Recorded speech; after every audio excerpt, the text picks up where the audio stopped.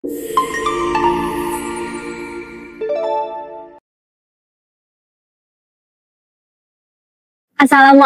warahmatullahi wabarakatuh. Selamat datang kembali di Poddar, Podcast Darul Armina.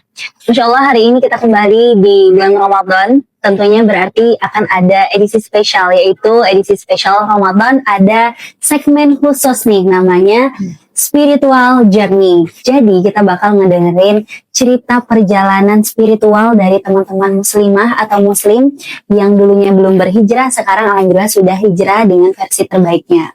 Dan hari ini juga aku sudah dibersamai dengan temanku yang Masya Allah cantik sekali. Ada Mbak Taza.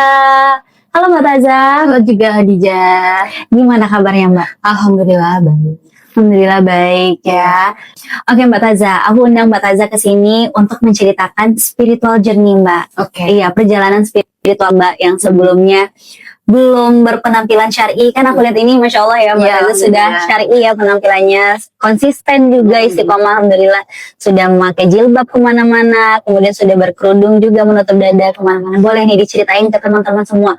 Gimana ceritanya perjalanan Mbak? Kalau dari awal itu permulaannya ketika Mbak masuk sekolah madrasah. Madrasah Aliyah ya. Oh, SMA berarti ya. SMA. Dulu itu sebelum masuk madrasah, itu Mbak merupakan cewek yang lumayan bandel gitu. Mainnya sama laki-laki, terus masih lepas pasang hijab juga, dan keluar kemanapun juga masih pakai celana pendek gitu kan. Nah, alhamdulillahnya ketika masuk madrasah itu udah mulai berubah gitu kan. Mungkin karena lingkungannya kali yang latar belakangnya agama gitu kan, jadi terbawa ke pribadi juga. Mulainya dari situ. Mungkin juga karena aturan dari sekolah ya, harus pakai kerudung gitu kan, kaos kaki. Ya, terus dulu waktu madrasah dulu tuh kalau misalnya kita keluar ketahuan sama guru kita nggak pakai hijab itu biasanya disinggung di sekolah. Gitu. Misalnya kemarin saya ketemu sama si A nggak pakai hijab, apa yang gini gitu kan. Jadi kan ada sanksi sosial, ada antisipasi gitu kan, takutnya nanti ketahuan guru gitu. Kalau dulu dia seperti itu kan, takut ketahuan guru kalau nggak pakai hijab di luar. Nah, kalau sekarang alhamdulillah sering berjalannya waktu, ya memang itu jadi kewajiban gitu. Oke, berarti kalau ditanya awalnya apa dari pas waktu masuk SMA MAN ya, Madrasah Aliyah. Waktu itu Mbak MAN-nya di Bengkulu atau di mana? Kalau dulu itu MAN-nya Mbak di Pagar Alam. Oh, oke. Kalau madrasah di Pagar Alam, kuliahnya di Bengkulu. Oke. Tadi udah dari pas zaman SMA ya, udah mulai berhijab. Kemudian ya walaupun niatnya cuma karena takut ketemu guru, takut ditegur guru, terus akhirnya tetap terus memaksakan diri memakai hijab. Terus akhirnya ke Bengkulu, kuliah ya. Nah itu gimana ceritanya? Jadi lebih istiqomah. Oke.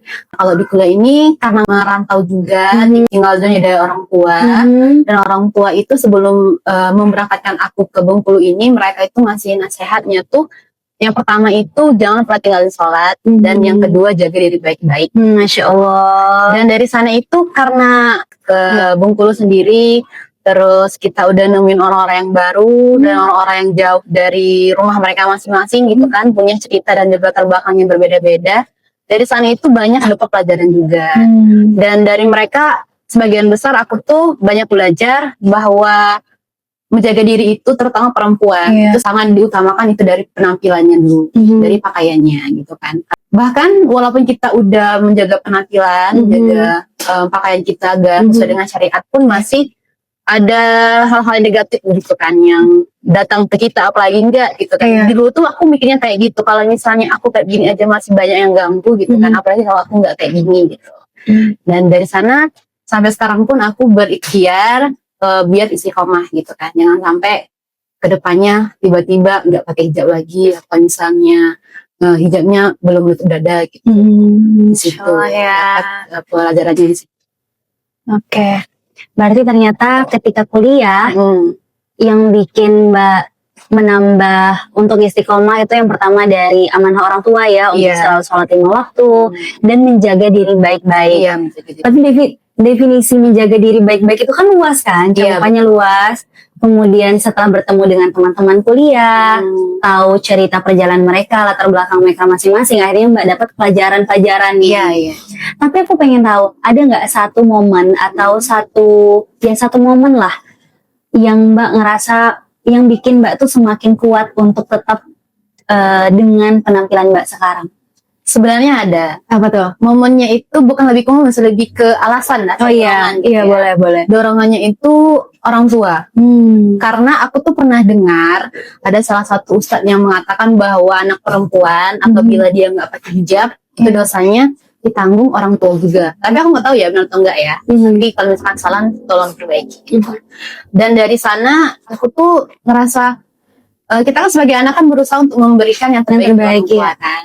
Baik itu dari segi materi ataupun hal-hal yang membanggakan mereka gitu kan. Dan dari sana aku berpikir seperti ini, apabila aku nggak bisa memberi sesuatu yang baik dari segi keduniawian gitu, jangan sampai aku menjebloskan mereka ke dalam api neraka yang lebih dalam lagi kan. Karena di situ usahanya bilang kalau perempuan yang pakai hijab itu satu helai rambutnya terlihat oleh yang bukan mahramnya, itu satu langkah orang tuanya menuju ke neraka gitu. Dan itu yang bikin aku sangat jangan sampai deh gitu kan.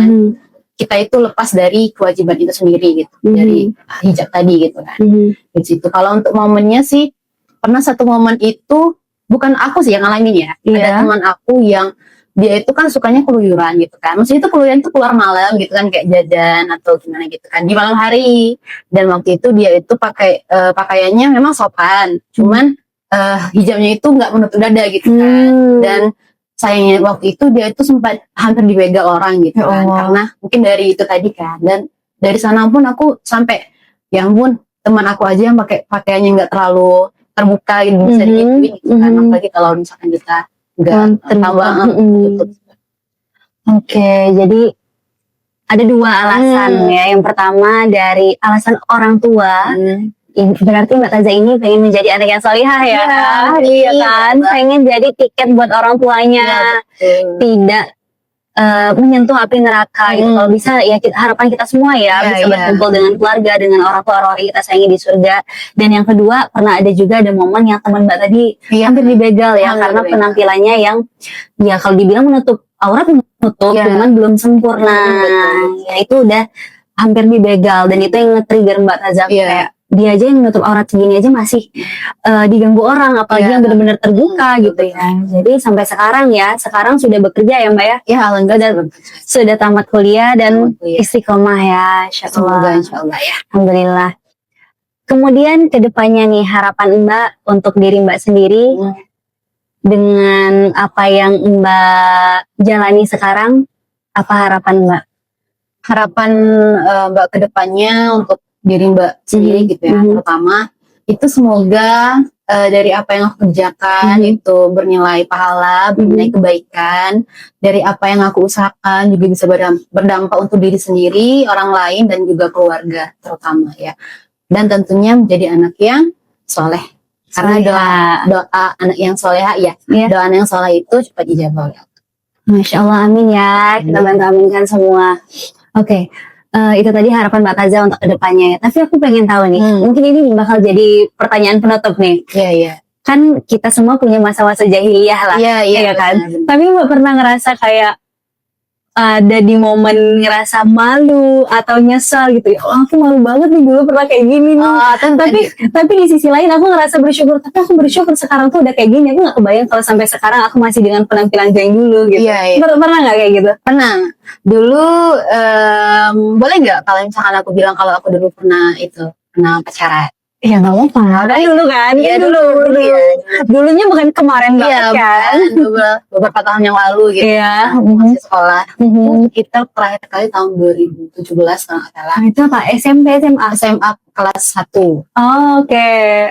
Dulu itu aku pernah pacaran, dan sebenarnya pacaran tuh aku bilangnya sih pacaran tuh bukan yang kayak orang pacaran sekarang cinta monyet zaman dulu lah gitu, kan. Misalnya sebenarnya kita tuh belum pakai perasaan sih, kan? Lebih ke kayak teman nyuruh ya udah gitu kan, sayang kasihan si Ai mau-mauan aja gitu kan. Dulu tuh aku pernah pacaran paling lama itu kalau nggak salah sekitar 3 bulan ya. Detail ya teman-teman ya. Terus dan yang aku sesali itu karena aku pernah berpikiran untuk pacaran, dan itu pun gak sekali gitu kan. Dan setelah aku tahu bahwa pacaran itu nggak boleh, terus dosanya juga sama, bukan hanya ditanggung oleh kita, tapi ke orang tua juga. Aku mulai dari situ langsung stop. Aku berpikir untuk apa sih gitu kan, manfaatnya untuk apa gitu kan, dan juga aku lebih takut ke dosanya itu karena dia juga berdampak ke orang tua.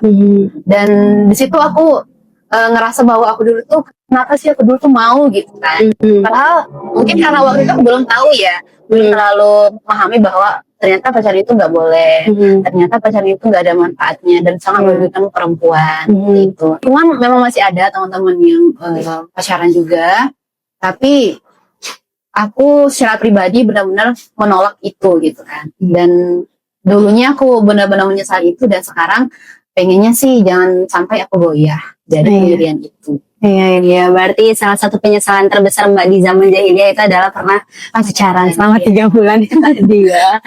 Oke. Berarti terakhir pacaran itu SMA ya Mbak? Iya. Sampai lulus kuliah, sampai kerja sekarang nggak pernah pacaran lagi? Iya. Oh, nggak pernah pacaran lagi, Masya Allah ya. Nah, buat teman-teman Mbak Taza masih jomblo ya.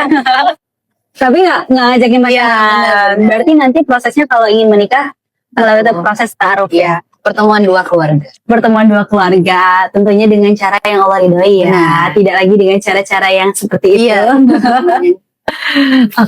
Oke teman-teman, itu tadi spiritual journey dari Mbak Taza. Kita sama-sama sudah menyimak, semoga aku, kemudian Mbak Taza dan juga teman-teman yang nonton sama-sama mendapat pengalaman, mendapat insight yang baik dari cerita Mbak Taza. Dan semoga teman-teman yang juga mungkin sedang di fase bimbang atau kemudian sekarang masih SMA nih, bimbang antara mau memakai pakaian syar'i karena takut sama guru atau karena memang taat sama Allah, ini bisa menjadi cerita atau pengalaman yang bisa membantu teman-teman untuk berpakaian syar'i dengan istiqomah. Oke, thank you Mbak Taza ceritanya, semoga bisa bermanfaat ya untuk kita semua.